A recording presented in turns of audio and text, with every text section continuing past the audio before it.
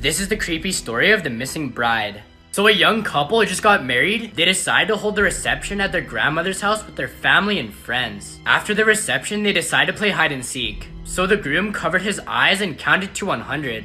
Everyone ran out of the room trying to find a place to hide. After a while, the groom found everyone except his beautiful bride. She was nowhere to be found. Everyone started calling her name and looking for her. After a while, they gave up. They assumed she ran away and left her husband. Weeks went by and no sign of her. The husband accepted the fact that his wife left him. A few years later, the cleaning lady was dusting the attic when she came across an old trunk. Out of curiosity, she opened the trunk and found the corpse of a young woman still in her bridal gown. She was the missing... Real scary food stories. Before our story starts, Joseph had already taken out 10 people. And they were usually people that were homeless. Or people who did drugs. He would usually take out these people under a bridge with an axe. One time he even taken out a lonely fisherman who was under the bridge and caught him murdering. His full name was Joseph Metheny, and even after killing all those people, he opened up a burger stand. Now that he opened a burger stand, he would put his victims in a meat grinder and use their meat as burgers. Eventually, Joseph got caught and told the police that he would sell pork rolls and human meat mixed together, and nobody could tell the difference. He said, if you season them right, they both taste the same. Kinda makes you wonder what's in the sandwiches you're eating nowadays. Like this video if I should do another part of Scary Story. This is the abandoned mine footage that no one can explain. In 2013, a mine explorer found the entrance to this abandoned mine and decided to go take a look around. He decides to film his experience and upload it to his YouTube channel, where he has hundreds of other videos of him exploring mines. But he never references ghosts or paranormal activity until this video. As soon as he steps in, he tells the camera that he has a very unsettling feeling about being there. He's not sure if he should keep going, but he does. Everything appears to be normal until he gets to this section in the mine where there's chains hanging from the ceiling. He starts to hear something in the back of the tunnel, so he pulls out his flashlight and shines it. And he sees a single chain swinging, and it shouldn't be because there's no wind and he's all alone. And you can tell he's scared by the way he starts talking.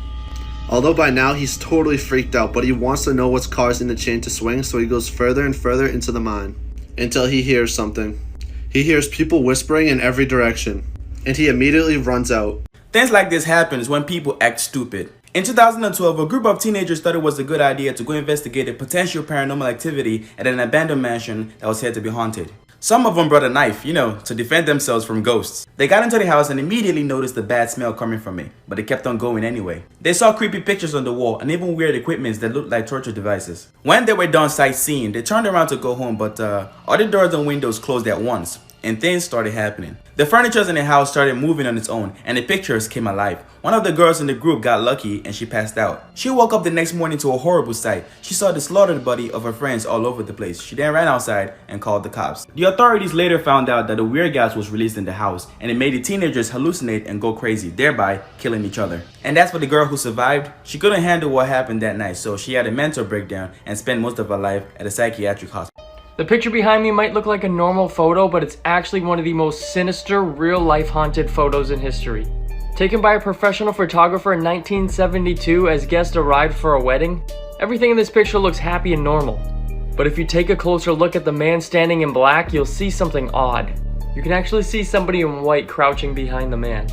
All four of the people in the picture said that there was no one behind them when it was taken. The photographer said the same thing, and that it would be impossible for someone to crouch behind them without him seeing them. This is a better picture where you can actually see the guy's legs, and then in the top you can see his eyes. The picture was even examined by police photographers, and they confirmed that it was genuine. This is why you should never play hide and seek. A mom decided to play hide and seek with her 2 kids. The mom began counting, ready or not, here I come. She begins searching the downstairs kitchen because she knows that they hide there every single time. As she's walking to the kitchen, she starts saying, I wonder where they are. She looks under the table and sees they aren't there, which is kind of odd. She knew they were too scared to go into the basement alone, but she decided to check anyway. They weren't there either. She began to panic. The mom then says, Jordan, Casey, come out now, mommy's not playing anymore. There was no answer. Panic really begins to set in. She decides to call 911 and reaches an operator. She tells the operator what's wrong, and the operator sends an officer to her house. Once the officer arrives, he says, don't worry, we will find them. As she's sitting in the living room, she hears giggling and laughing and hears a closet door slam upstairs. She sprints upstairs and says, Jordan, Casey, you worried me sick. She opened the closet door and nobody was there. While all of this is going on, she hears the doorbell ring. She runs downstairs and finds the officer holding Jordan and Casey. The officer says they were hiding in the shed out back. Then Jordan looks at mommy and says, says, "Why were you telling us to stay in the shed?" This is why you should always watch videos to the end. In 2003, a woman came home to her apartment to see that her door was unlocked. She went inside, nothing was missing, so she assumed she must have left it open. When it happened a few more times, but still nothing was missing in her apartment, she went out and got a camera, set it up in her apartment aimed at the front door. The next day, her door was unlocked, so she reviewed the footage. She watches in horror as late in the night, her front door opens and in walks this tall, creepy man who looks around and then walks towards her bedroom off camera. She immediately sprints out of her apartment and calls the police, who show up and tell her to go back in her apartment and just try to stay calm, and that they would put an officer right outside her door so she's safe. As she's sitting on the bed, totally traumatized, she realizes something. She only saw him enter her apartment on that video. She doesn't know if he actually left. As she's sitting there, she feels breathing on her ankles. She runs out, the cop comes in, and he finds the tall, creepy man under the bed holding a knife and a... This is the story about the blind woman who could see ghosts. So this girl who was blind at birth lived with her father on a single ranch house. So because she was blind at birth, she had spatial awareness. Pretty much she knew how far apart everything was based on what she touched. One day in the living room, the blind woman was talking to a ghost named Ellie. So Ellie said to the blind woman her name and asked her why her face was so messed up. So the blind woman then asked, "Why is my face messed up? What's wrong with it?" And at that point, the father then heard the conversation and snagged the blind woman out of the room and said, "Who were you talking to?" The blind woman then replied, "I was speaking to Ellie," and then the father laughed. Over the course of the next few months, the blind woman started speaking to over 13 ghosts. And each time she would speak, her father would get very, very upset at her for speaking to ghosts. So one day, the blind woman fell in the kitchen and had to call the paramedics. And once the paramedics arrived there, she asked, "Can my dad come with me to the hospital?" The paramedic then replied, "Your dad's been dead for 6 years." Make sure to like for a part 2. You're about to hear one of the most disturbing stories on the internet. Kip Knol was a troubled boy who was always frustrated and anxious in school. By the 8th grade, he was hiding guns in his bedroom, shoplifting, and was caught ordering books on how to make bombs. On May 20th, 1998, in Springfield, Oregon, he was arrested and expelled from school when they found a stolen gun inside his locker.